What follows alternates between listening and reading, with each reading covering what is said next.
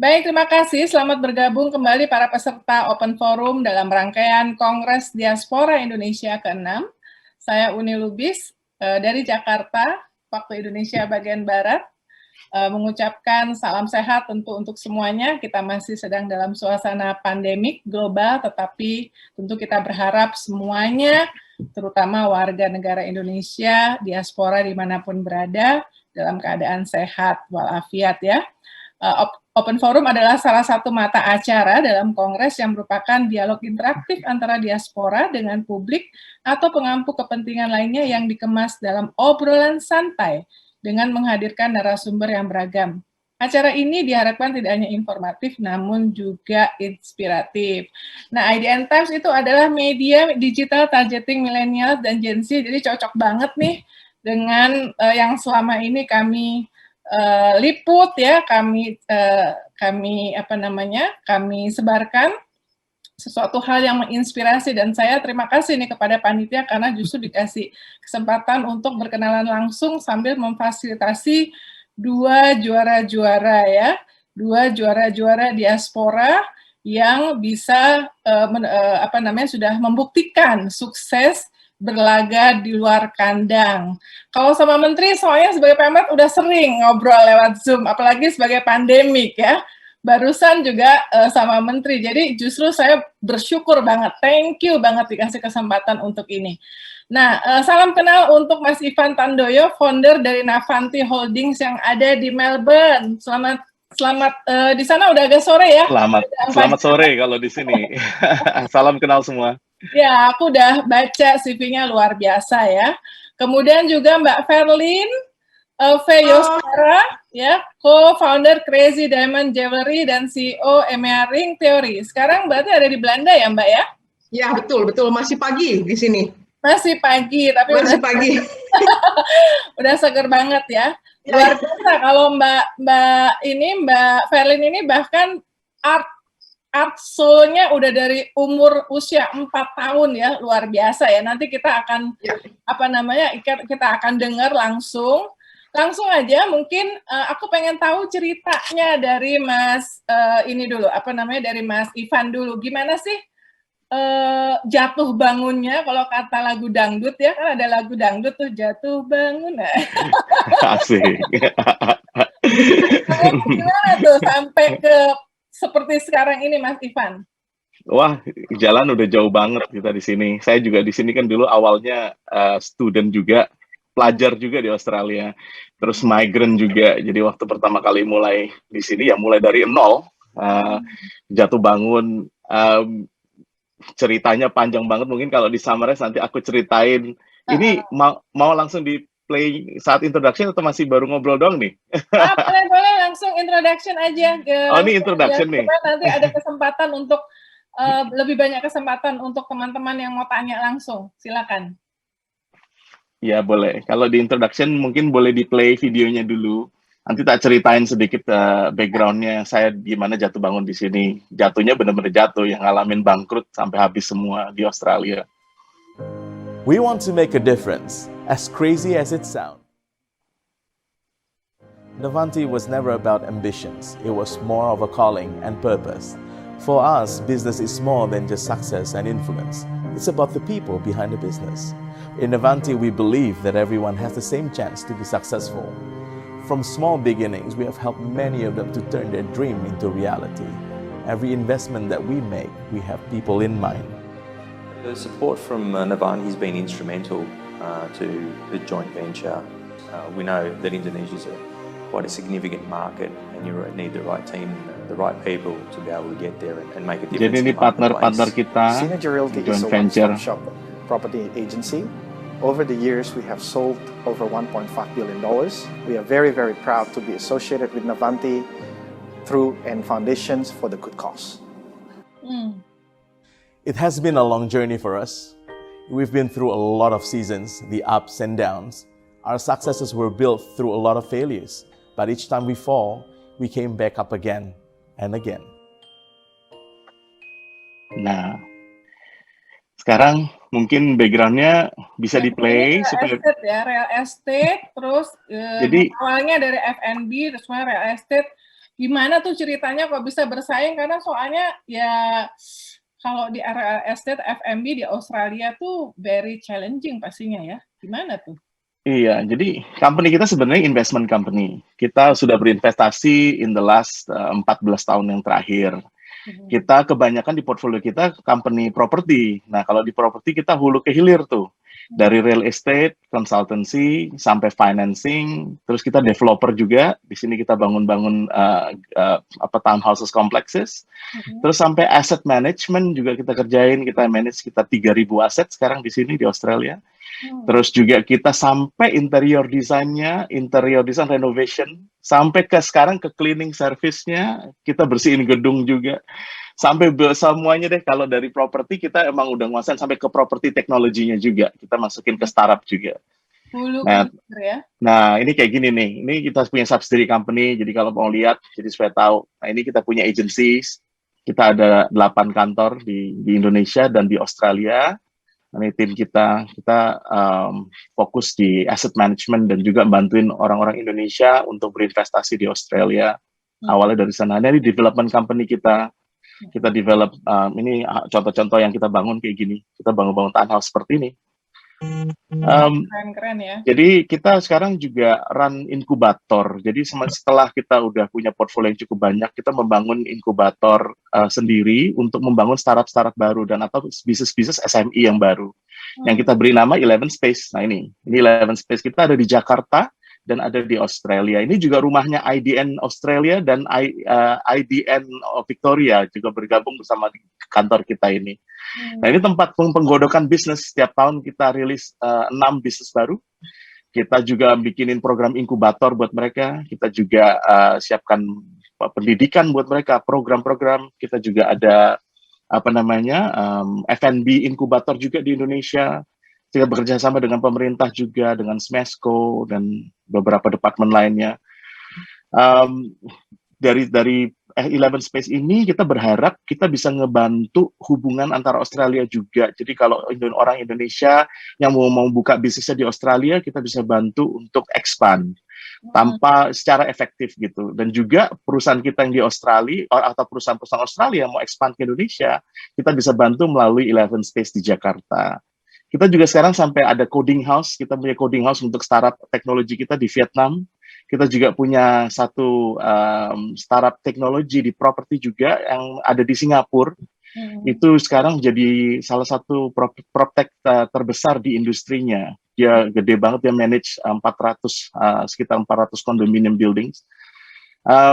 Jadi kita setiap tahun coba mendidik itu menjadi satu role model, di mana portfolio kita menjadi sebuah role model. Kita bantuin orang-orang Indonesia terutama atau semua entrepreneur yang mau dibantu untuk bisa mencapai sukses yang pernah kita udah alamin gitu.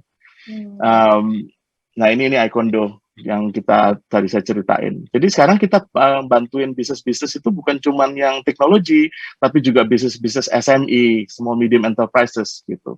Karena kita berawal dari bisnis yang istilah kita mulainya juga dari susah ya, dari nol. Jadi kita berani investasi masuk di saat mereka masih kecil. Kita masuk kalau di teknologi kita bilang kita masuk di seed funding actually, dan kalau di SME kita bermula sama mereka dari ideation. Nah ini kan kelihatannya semua keren nih, jadi saya cerita sedikit backgroundnya. Tapi berawalnya dari mana? Gimana gitu? nih? Awalnya gimana kan? Anak-anak yang mahasiswa diaspora kan banyak apa? Nah, awalnya itu yang paling penting. Oh sorry, ini yayasan saya nih. Ini yayasan kita nyekolahin kita juga anak-anak Indonesia. Semua partnerku di sini nggak lupa sama sama bangsa Indonesia. Kita nyekolahin anak-anak, kita kasih scholarship secara gratis masuk universitas. Kita udah nyekolahin sekitar 30 anak sepanjang berapa tahun ini. Itu $15.000 biasanya per anak. Nah, kembali ke awalnya singkat aja. Dulu saya juga student kan, saya ceritain. Terus banyak orang ngomong, wah udah pulang aja, nggak akan bisa lah di sana.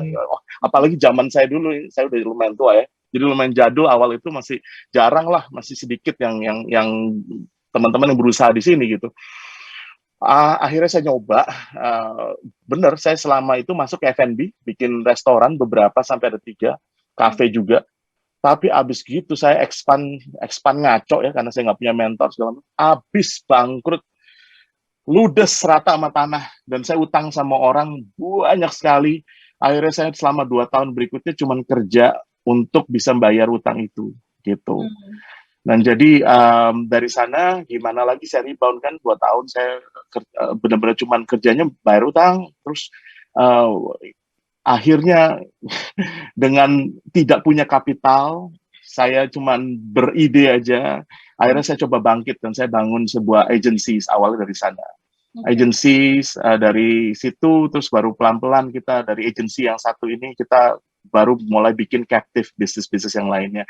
Nah kebetulan waktu itu puji Tuhan bisnis ini yang agency ini sukses banget, pas timingnya pas banget, pas saya lihat orang Indonesia sedang mencari opportunity untuk bisa berinvestasi di Australia. Saya sediakan wadahnya itu. Dan itu yang menjadi jawaban, akhirnya dari sana kita mulai membangun suksesnya 14 tahun kemudian, ya inilah yang terjadi. Oke. Jadi modal awalnya, nah ini wartawan banget ya. Sebenarnya bukan wartawan mewakili mungkin anak-anak muda yang nanti nonton ini juga ya. Jadi gede nggak sih untuk memulai modal untuk memulai usahanya Mas Ivan ini? Wah, pertanyaan bagus banget tuh. Itu pertanyaan bagus banget. Saya waktu itu pernah ke Bantar Gebang. Bantar Gebang itu tempat pembuangan sampah di Indonesia ya. Aku pernah ke sana. Saya ada beberapa anak yang kita support, kita sponsor di sana dan kita datang ke sana untuk berkati mereka. Dan saya diundang untuk bicara di antara mereka. Pertanyaan yang sama dari mereka gitu. Ada 200 anak waktu itu datang dari sekolahan itu. Ini anak-anak yang kurang mampu semua. Semua pada bilang, "Iya, tapi gimana caranya kalau saya nggak punya modal?" Dan saya di dalam perjalanan hidup saya membuktikan bahwa modal bukan segala-galanya. Dan ingat, saya bangkit jadi seperti ini tuh setelah saya hilang semuanya. Waktu uang saya udah nggak ada. Dan saya start sebuah bisnis yang benar-benar tidak istilahnya membutuhkan modal yang sangat banyak. Justru bisnis yang modalnya paling kecil ini menjadi sebuah benih dan sebuah jadi bisnis yang saling menguntungkan. Dulu saya buka restoran, mengeluarin uang besar-besar, akhirnya ujung-ujungnya habis juga gitu. Jadi uang itu bukan segala-galanya. Menurut saya di tengah kesusahan itu kreativitas itu justru akan keluar. Dan kreativitas itu harganya jauh lebih berharga. Dan kepercayaan orang itu yang kamu bisa bangun itu jauh lebih berharga dari uang yang ada di tanganmu. Oke. Terakhir dari aku, why Navanti? Fun-nya apakah Ivan atau gimana? Why Navanti? Bisa aja nih nanyanya, bener banget. Navanti itu sebenarnya yang kasih nama ayahku, my dad is the one who named it. Jadi spesial banget namanya emang. Nah, itu memang abbreviation, jadi pecahan dari nama saya, nama adikku, dan nama si mama juga. Tapi yang kasih nama si papa gitu. Jadi nanya dari Natalia, Van-nya dari Ivan, T-nya dari Lindreti, dan yang memberi nama ayah saya gitu. Jadi spesial banget. Baik, thank you. Nanti pasti ada banyak pertanyaan, tapi saya beralih kepada Mbak Verlin nih. Mbak Verlin, pagi-pagi udah ngopi Mbak? Jadi gimana? Ya, udah. Halo semuanya. Ya, Mbak Verlin ini CEO dari Market Your Jewelry ya, dan juga CEO Ya, itu holding company ya. Ya, betul. Gimana cara waktu membangun usahanya dan sekarang udah seperti apa? Ya. Jadi mungkin aku repeat lagi ya, aku co-foundernya Crazy Diamonds Jewelry dan juga CEO EMEA-nya untuk Ring Theory, itu Smart Wearable Company. Aku mulai bisnis sendiri sih, jadi cerita awalnya banget ya, actually I started my career already when I was 4 years old ya, di Tokyo, Japan. That was my first time I get my international art awards actually, represented Indonesia. Jadi dari situ I was a professional artist for sculpture and painting. So that's how I started my career, yeah. And from there on, I've won about 40 international art awards and 155 national art awards from Indonesia, everything for art. And I was also like art ambassador for UNICEF and UNESCO. Wow. Terus gimana aku mulai jewelry waktu 2010 baru lulus kuliah ya. Aku kuliah di China, terus ke Belanda waktu itu. I was like made a lot of sculpture as well di Belanda ya. Karena aku dulu residence artist untuk KBRI Den Haag waktu itu. Tapi di Belanda tuh, you know, it's not so easy. The weather is not like Indonesia. Indonesia kan kayak really always hot, panas. Tapi di Belanda kan raining a lot, so my sculpture never really dry. But I still like to make something 3-dimension.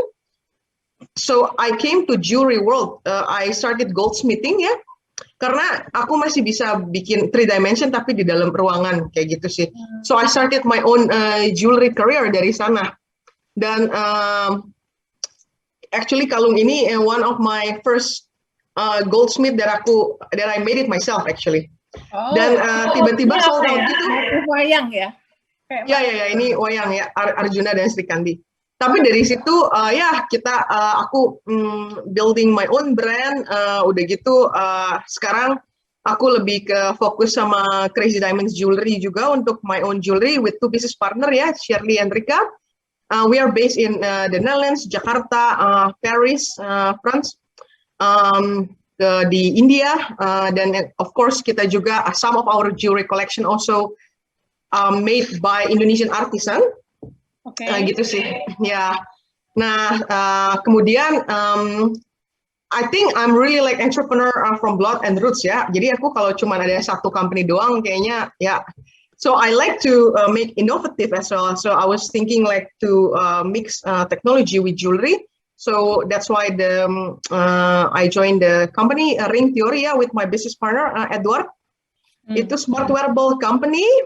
We are based in the Netherlands, USA, Boston, Singapore ya.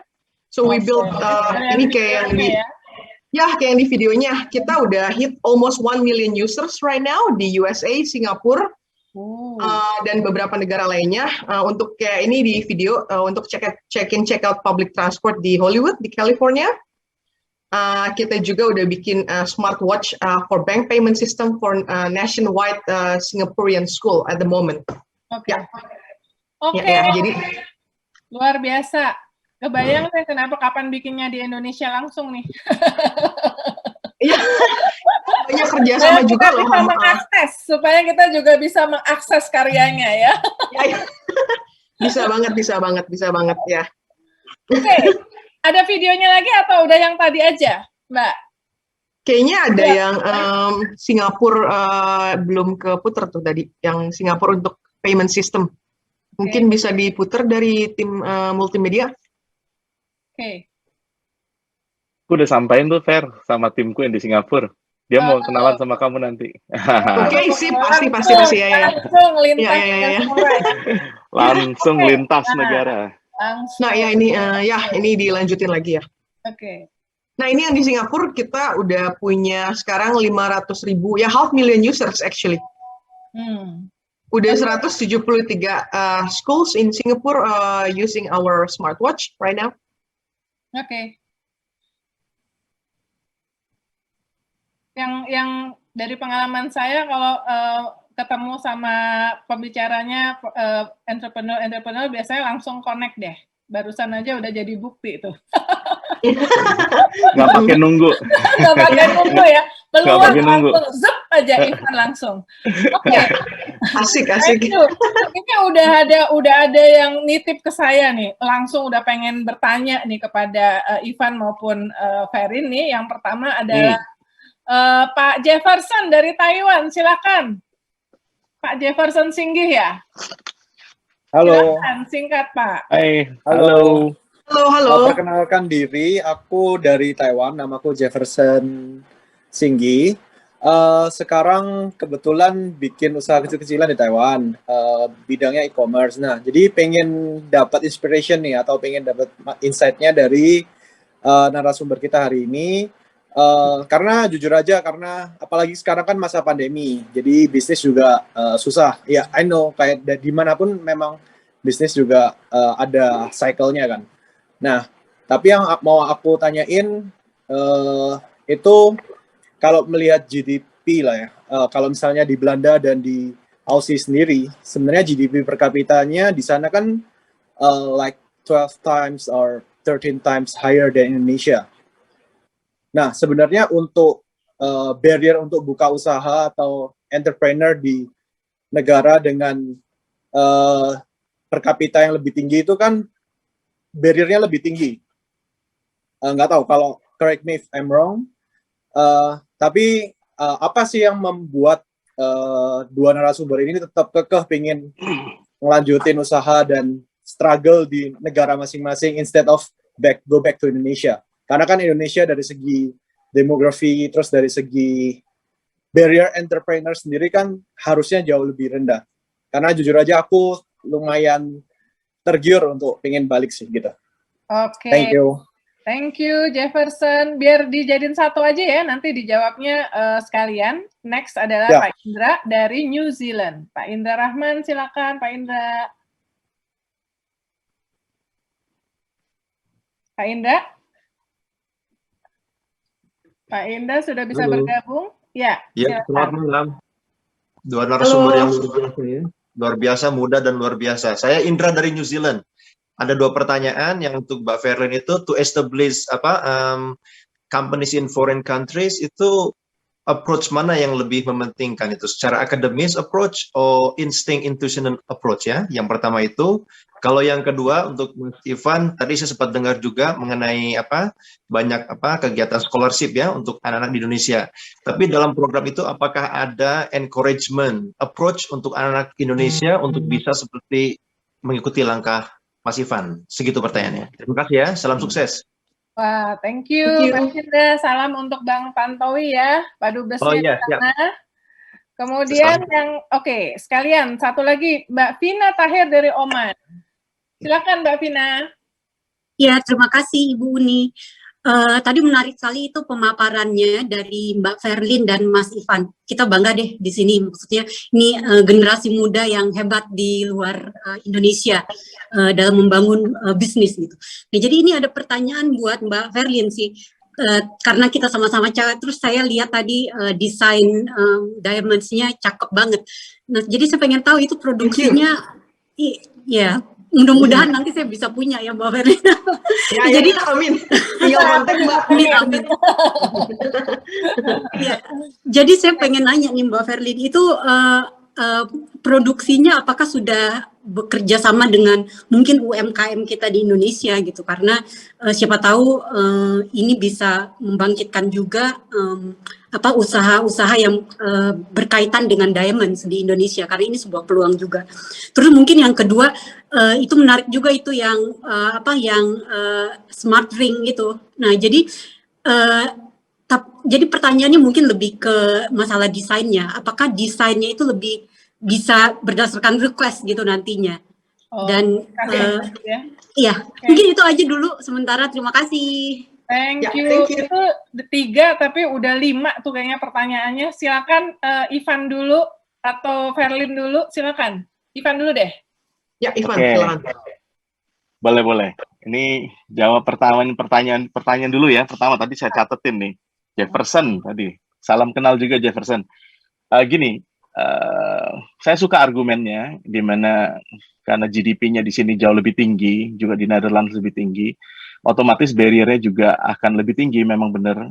Belum lagi barrier-barrier yang lain. Kita sebagai diaspora ya, barrier yang sering orang nggak sadarin itu culture barrier. Itu udah ribet banget gitu kan. Gimana cara deal business juga, language barrier dan segala macam. Network barrier juga kalau masih baru merintis. Nah, kembali lagi tapi kalau dari yang barrier di GDP ini, benar memang karena GDP-nya tinggi, jadi otomatis overhead di Australia itu memang tinggi. Jadi di sini minimum wages itu salah satu tertinggi di dunia. Minimum wages di Australia kalau nggak salah itu nomor 2. Gaji kita tuh orang nomor 2 tertinggi di dunia. Nomor 1 kalau nggak salah Luxembourg atau siapa gitu. Tapi kita tuh kalau nggak salah nomor 2. Dan juga property prices juga masuk dalam top 20 di dunia. Jadi kalau mau sewa kantor atau mau apa-apa mahal. Jadi mungkin saya bisa kasih 3 hal ya dalam hal ini. Nomor 1, mesti hati-hati banget untuk memilih jenis bisnis. Karena semua bisnis yang labor intensif di sini sangat berat. Kayak pabrik-pabrik juga kayak Toyota segala macam itu juga udah exit dari Australia kan. Makanya salah satu portfolio kita juga kita punya manufacturing partneran joint venture, kita ada PMA di Indonesia. Itu karena partner saya yang sudah punya brand di Australia mau menikmati economic efficiency manufacturing di Indonesia. Jadi kita buka pabrik, brand ini sudah 50 tahun dan kita buka pabrik di Indonesia, di Surabaya, dan dari sana kita justru jalan 10 tahun, kita ekspor balik. Jadi yang hal-hal seperti itu mesti dipikirkan, industri apa yang kita mau masuk, mesti dipikirkan sangat, karena ada yang beberapa yang memang tidak cocok gitu untuk di Australia. Dan yang kedua, fundamental bisnis harus kuat. Menurut saya kembali lagi dimanapun kita berbisnis, business acumen sangat penting sekali. Jadi gimana kamu manage your people, karena people apalagi mahal, sangat penting di manage secara benar. SOP-nya seperti apa, KPI-nya seperti apa, structure-nya kayak apa, people management-nya penting, corporate governance-nya penting. Nah, ini yang sangat kita pentingkan, dan dalam pelatihan kita kalau didik semua startup yang kita invest, kita ajarin dulu semua fundamental ini. Karena ini menurut saya yang sangat kunci. Yang juga termasuk financial control. Karena begitu mahal segala sesuatu yang sangat besar quantum dalam harganya, ya kita mesti kontrol secara finance cash flow-nya, dan kita mesti punya strategi financing yang benar, budgeting yang benar, itu sangat penting. Yang ketiga, yang terakhir, itu kita membuat sebuah sustainable ecosystem sendiri di dalam grup kita. Makanya di dalam grupnya Navanti Holdings ini kita punya inkubator sendiri juga di Jakarta, di Australia. Terus juga kita coding house ada di Vietnam. Terus nanti ada di mana lagi. Nah, kita juga punya outsourcing company di Jakarta. Karena beberapa administrasi kita juga di outsource ke company kita sendiri, seperti itu. Jadi, kenapa kita buat ekosistem ini? Supaya kita bisa membangun tadi, supaya membuat ini jadi sustainable di suatu negara yang kembali lagi overhead-nya sangat tinggi. Jadi mungkin ini sesuatu yang juga kita bisa bantuin, ini cara kita membantu masyarakat Indonesia ataupun entrepreneur yang baru untuk bisa masuk ke ekosistem kita, sehingga mereka bisa menikmati efisiensi dan sustainability di dalam grup kita. Oke. Kira-kira begitu. Ya, thank you Ivan. Verlin, silakan. Ya, aku jawab pertanyaan yang nomor 2 atau yang pertama juga nih? Semuanya yang mau Verlin bisa menjawab semua dari Pak Jefferson, dari Pak Vina. Oke. Ya, mungkin just really quick ya, yang dari Pak Jefferson tadi. For me, actually, just really about personal matters. Why I built my company in the Netherlands and still stay here. Karena after my parents pass away, jadi aku tetap I choose my own path and to really focus on what I'm passionate is, which is in art and jewelry and smart wearable. Yeah, because of that, actually, because of parents pass away, my brother abroad as well, and yeah, because of that, yeah. Terus mungkin yang aku bisa jawab pertanyaan dari Mbak Vina ya tadi ya, yang nomor 3 dulu ya, karena tadi nanyain jewelry. Yeah, for sure, Mbak Vina, for future plan ya, we will collaborate more or maybe fully production dari Indonesia. Cuman sekarang tuh ya, the minus, the human resource in Indonesia, they're not really the standardization ya is not really well yet. Example untuk kayak polishing batu lah, atau polishing jewelry-nya, atau cutting all the stones cutting ya. Tapi actually Indonesia has really a lot and big potential ya. Example dari pearl, semua bahan baku kita untuk pearl ya, untuk Crazy Diamonds Jewelry kita ambil dari Indonesia, dan ada beberapa gemstone juga gitu sih. Mungkin I think I also want to encourage the government ya. I'm also open ya. Our company really open untuk collaborate with Indonesian local jewelers atau juga dengan government ya. Kita bisa sama-sama mungkin kasih training untuk Indonesian artisan atau Indonesian goldsmithing ya, untuk gimana cara bikin jewelry yang bagus tuh, gitu sih. Karena pandemik ini ekspor emas justru naik ke Eropa. Cerita dari Pak Mulyaman ya, dubes kita di dubes kita di Swiss ya. Exactly, Indonesia tuh udah ada semuanya, mining oke, gemstone oke di Kalimantan ya, dan bahkan diamond juga cuttingnya udah ada di Kalimantan, bagus-bagus betul ya, cuman cuttingnya masih agak low quality gitu. Example, jadi kita bisa mungkin nge-train human resources di Indonesia ini untuk kerjasama, dan kita sell from Indonesia to all over the world gitu sih. Ya, I'm looking forward for that and working with the government. Dan saya WhatsApp Mendak deh. Habis ini saya WhatsApp Mendak supaya memanggil Verlin ke Indonesia segera. Jawaban ya, boleh banget. Indra. boleh banget. Jawaban Pak Indra tadi, pertanyaan Pak Indra udah dijawab? Belum, boleh. Itu tanyanya ke Ferlin atau ke Ivan ya, yang dari Pak Indra ya? Menanggapi juga? Ada dua-dua Ya, dia nanya. Ya, boleh Ivan dulu, silakan. Oh, aku dulu. Oh ya, yang tadi kayak ditanya kan tentang kita punya space ya, kita punya 11 space, pelatihannya kayak gimana kalau mau. Ya kita gimana ngebantu, satu kita membantu entrepreneur yang atau orang-orang yang masih belum mengerti tentang entrepreneur, gimana sih cara start bisnis. Kita pengen deh coba jadi employer rather than jadi employee terus gitu. Dan kan resikonya besar kalau nyoba sendiri. Jadi kita sediakan sebuah platform bersama dengan kita yang udah sering bikin bisnis. Intinya begitu, kita bimbing bersama masuk ke ekosistem kita, terus kita bantuin groom sampai launching bisnisnya. Ada roadmapnya, nanti bisa hubungin saya sendiri di mana, di IG atau di LinkedIn Ivan Tandio. Tapi nanti kita bisa kasih lihat roadmapnya tuh jelas. Jadi ada prosesnya juga.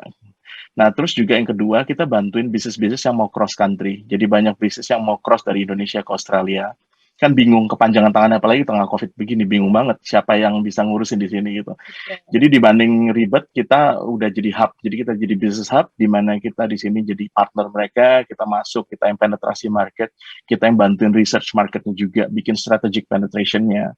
Dan nanti kita tim deploy di sini. Jadi bisa test and trial dulu di the soil gitu, sebelum benar-benar completely nyemplung. Test and trial dulu bareng sama kita. Nanti kalau udah bisa stand up, baru bisa jalan sendiri. Gitu intinya. Oke, singkat aja mungkin dari Ferlin, ada tanggapan? Ya, tadi ditanya yang itu which one is more crucial ya, either instinct or academic ya. Untuk starting business, for sure instinct ya. I think you really need to follow your heart and your passion ya, and then in the end you experience a lot yourself ya, dan bakal ketemu kunci-kuncinya sih, gimana to build your own business and how to work it out ya. Karena actually academic is only a paper. Waktu aku ke Belanda tuh aku dapat startup visa namanya dari Dutch government ya. Ini juga mungkin really good insight for young generation ya. Kalau punya ide-ide untuk bisnis, bisa apply untuk residence permit ke negara Belanda, tapi harus masuk 9 sektor yang pemerintah Belanda mau ya. I was the first actually Indonesian to get this residence permit. It was really hard ya. Jadi kita harus bikin business planning and invest a little bit of money of course ya, and so on ya. Tapi ya, but still I got accepted. Dan mereka cuma ngelihat akademik minimum di S1 sih basically ya. D3 juga it's okay, at least punya kayak university degree gitu ya.